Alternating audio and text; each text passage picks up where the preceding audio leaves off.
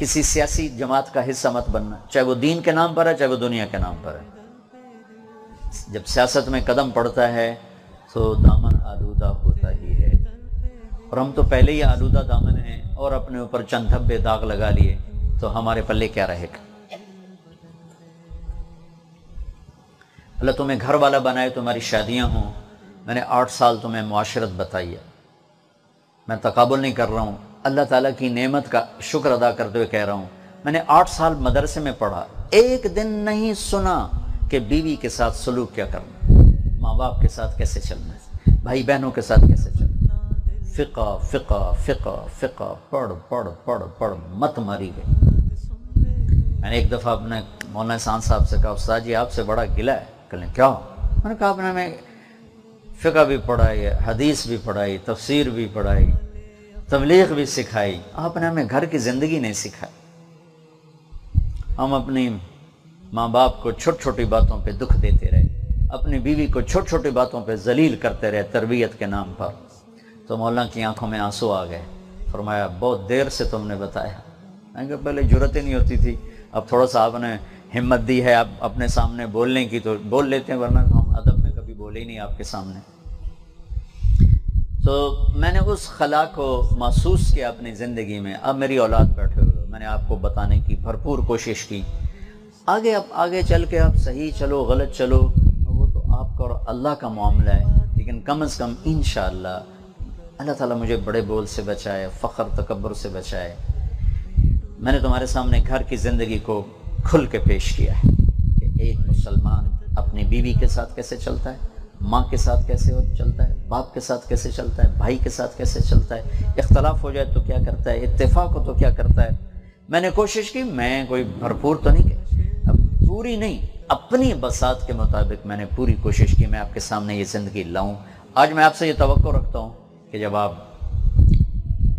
اپنی دنیا میں جائیں، اللہ آپ کے گھر آباد کرے تو اپنی بیویوں کے لیے راحت بنے، آپ کے ماں باپ زندہ ہوں تو ان کی آنکھوں کی ٹھنڈک بنے۔ پھر ایک بات دہرا دیتا ہوں کہ ہمارا چونکہ جوائنٹ فیملی سسٹم ہے تو ہمارا سسرالی معاشرہ بہت سخت ہے، ظالم بھی کہوں تو میں غلط نہیں کہہ سکتا۔ ساس کا جبر، سسر کا جبر، خود خامند کا اپنا جبر، پھر دیور اور بھابیاں اور دیورانیاں جٹھانیاں، ایک عجیب قسم کا ایک مرکب ہے۔ اگر ہمیں شریعت کا پتہ ہوتا تو یہ بہت اچھا معاشرہ تھا، چونکہ انسان ایک دوسرے کی مدد سے ہی چلتا ہے، چونکہ شریعت کا نہیں پتہ تو بہت ظلم ہے، بہت زیادتی ہے۔ تو اپنی بیوی کی حفاظت کرنا اپنی ماں باپ کے ظلم سے، اور ماں باپ کی حفاظت کرنا بیوی کی بدتمیزی سے، بیوی کے عشق میں ماں باپ کو ناراض نہ کر بیٹھنا، اور ماں باپ کے عدم میں بیوی کو ذلیل نہ کر بیٹھنا۔ اس میں بہت افراط و تفریط ہو رہا ہے۔ کچھ کہتے ہیں میری ماں ہے، میرا باپ ہے، میں نے نہیں بولنا، تو ظلم برداشت کر، اور کچھ کہتے ہیں میری بیگم ہے، میں انہیں اس کو آئے گا وہ ماں باپ کو رگڑا دے دیتے ہیں۔ وَكَانَ بَيْنَ ذَلِكَ قَوَامًا، بچوں زندگی گاڑی اس کے درمیان چلتی ہے۔ بیوی کی وجہ سے ماں باپ کو خوار نہ کرو، ماں باپ کی وجہ سے بیوی کو خوار نہ کرو، ذلیل نہ کرو، اسے عزت دینا آپ کے ذمہ ہے۔ ماں باپ کی خدمت آپ کی بیوی کے ذمہ نہیں، آپ کے ذمہ ہے۔ آپ کی بیوی آپ کے ماں باپ کی خدمت قبول کرے، آپ اس کا احسان مانو، اس کو ڈنڈے سے نہیں آپ چلا سکتے کہ میرے ماں باپ ہیں۔ وہ ایک بچی کا آیا پیغام کہ میرا خامن مجھے روز کہتا جا میری اماں نو سلام کر کے آ، خود جا کے اس کا حال بھی نہیں پوچھتا، اور میں نے کہا جا میری ماں نو سلام کر کے آ۔ میں یہ اس قسم کے نا بہت، چونکہ معاشرت کے احکام کے ہم تو نماز کے احکام نہیں پوری طرح جانتے، تو معاشرت تو بہت ہی پیچیدہ زندگی ہے۔ بازار میں جاؤ، اگر آپ میں سے کسی کو بازار پہنچا دے تو وہ مزاربت والوں کو سامنے رکھ کے چلنا کہ وہ ایک عبرت کی مثال بنے ہیں، اور بہت پگڑیاں اچھلی ہیں اور بہت لوگوں کے گھر برباد ہوئے ہیں۔ اگر آپ کو معیشت کی مجبوری بازار لے، میرے نزدیک بازار میں بیٹھنا مدرسے میں بیٹھنا برابر ہے اگر شریعت کو زندہ کیا ہوا ہے۔ اور آپ کی معاشی تنگی آپ کو بازار لے جاتی ہے، دکان پہ لے جاتی ہے، اسکول لے جاتی ہے، کالج لے جاتی ہے، تو آپ احساس کمتری کا شکار نہ ہوگا ہم نے تو مدرسے کی روٹیاں حرام کر دیں اور مدرسے کی زندگی ضائع کر دی۔ صرف علم کا مقصود کوئی پڑھانا نہیں، علم کا مقصود سیکھنا ہے۔ وہ سیکھنے کے بعد میں مدرسے میں بیٹھوں سب سے اعلیٰ چیز ہے، مسجد میں بیٹھوں بہت اعلیٰ چیز ہے، لیکن میں بازار میں اگر جاتا ہوں تو، اور وہ جو میں نے ہدایہ میں مسئلے پڑھے تھے میں بازار میں زندہ کرتا ہوں، میں سچ بولتا ہوں، میں صحیح تولتا ہوں، میں وعدے سے نہیں پھرتا، میں جھوٹ نہیں بولتا، اور میں ناجائز منافع نہیں لیتا، تو مسجد کا ماحول اور یہ اس دکان کا ماحول اب ایک جیسا ہے، درس گاہ اور دکان اب ایک ہو گئے کہ اگر اس کی دکان میں سچائی ہے، دیانتداری ہے، آنے والے کی خیر خواہی ہے۔ میں دکھ سے کہہ رہا ہوں، ہمارا تاجر جو ہے نا، گاہک کا فائدہ سوچ کے نہیں بیٹھتا کہ میں گاہک کو نفع پہنچاؤں، اپنا فائدہ سوچ کے بیٹھتا ہے کہ مجھے اس کو کیسے لوٹنا ہے۔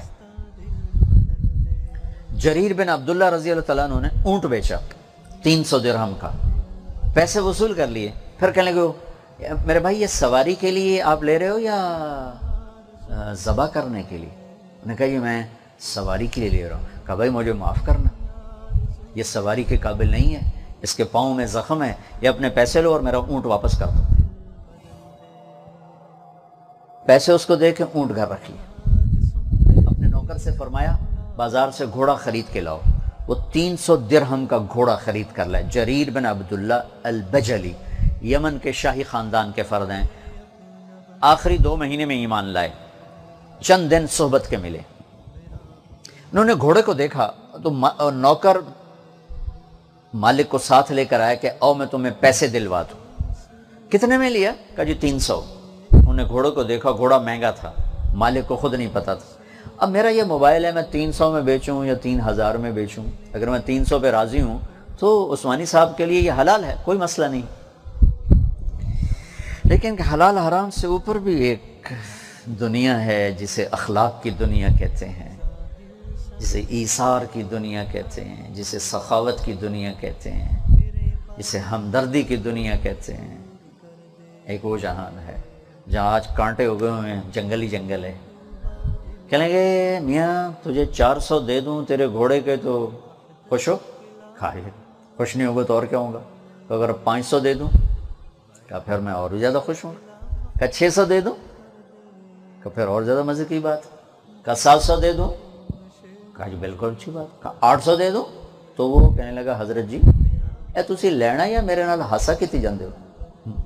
کیونکہ خریدار تو قیمت نہیں بڑھاتا نا، خریدار جناب اور کم کرو جی، اور کم کرو۔ کہا بھائی 800 دے دو، گھوڑا باندھ دو۔ یہ وہ چلا گیا تو ان کے نوکر نے کہا حضرت میں جو 300 میں سودا کر کے آیا تھا تو یہ 500 کس خوشی میں بڑھائے؟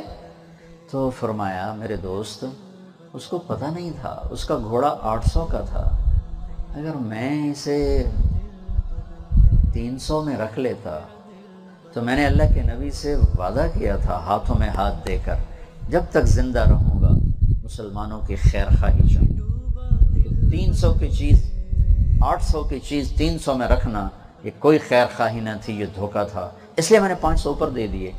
اس طرح اگر آپ بازار میں تجارت کرنا چاہتے ہیں تو آپ کا بخاری پڑھانا اور تجارت کرنا میرے نزدیک برابر ہے۔ آپ کسی نوکری میں جاتے ہیں اور مالک کا حق پورا ادا کرتے ہیں۔ ہمارے جو عبداللہ صاحب سے پہلے امیر تھے بشیر صاحب رحمۃ اللہ علیہ، وہ جی ایم تھے پورے مغربی پاکستان کے ٹیلی فون کے محکمے کے۔ جب وہ آفس میں داخل ہوتے تھے تو تبلیغ کی بات بند فرما دیتے تھے، فرماتے تھے کہ یہ ٹائم کہ میں پیسے لیتا ہوں حکومت سے ٹیلی فون کے لیے، لہٰذا یہاں ٹیلی فون کے علاوہ کوئی بات نہیں ہوگی۔ تو جو ان کا ڈیوٹی ٹائم تھا 8 گھنٹے 6 گھنٹے 5 گھنٹے، اس میں کوئی تبلیغ کی بات نہیں سوائے اپنی ذمہ داری کی۔ جو ہی دفتر کی دہلیز سے باہر نکلتے کہ بس بھائی دفتر کا ٹائم ختم، اب کوئی فون کی بات نہیں ہوگی، اب صرف تبلیغ کی بات ہوگی۔ اگر اس طرح آپ کسی نوکری میں جاتے ہیں تو آپ کا بخاری پڑھانا اور آپ کا نوکری کرنا میرے خیال میں یہ اللہ کے قرب کا وہ بھی ذریعہ ہے، یہ بھی ذریعہ ہے۔ تفاوت کی بات ہو سکتی، اجر کی کمی اور زیادتی، لیکن جیسے بخاری پڑھانے سے اللہ کا تعلق ہے ایسے ہی اس جاب سے بھی اللہ کا تعلق ہے۔ آپ کے پاس پیسہ کوئی نہیں، اب آپ ہاتھ توڑ کے مزدوری کرتے ہیں، اپنے ہاتھوں سے مزدوری کرتے ہیں۔ تو مسلم شریف کی روایت ہے صبح سے شام تک اپنے ہاتھوں سے جو کمائی کرتا ہے بچوں کو کھلانے کے لیے، اس کے اس دن کے سارے گناہ معاف ہو جاتے۔ سعد بن معاذ رضی اللہ تعالیٰ عنہ اللہ کے نبی کے سامنے بیٹھے تھے تو آپ کی نظر پڑی ہاتھوں پر نشان تھے سخت سخت، تو آپ نے کہا 7 تیرے ہاتھ ایسے سخت کیوں ہیں؟ کہ یا رسول اللہ بچوں کے لیے مزدوری کرتا ہوں تو یہ مزدوری کرتے کرتے میرے ہاتھ سخت ہو گئے، تو مجھے دیکھو۔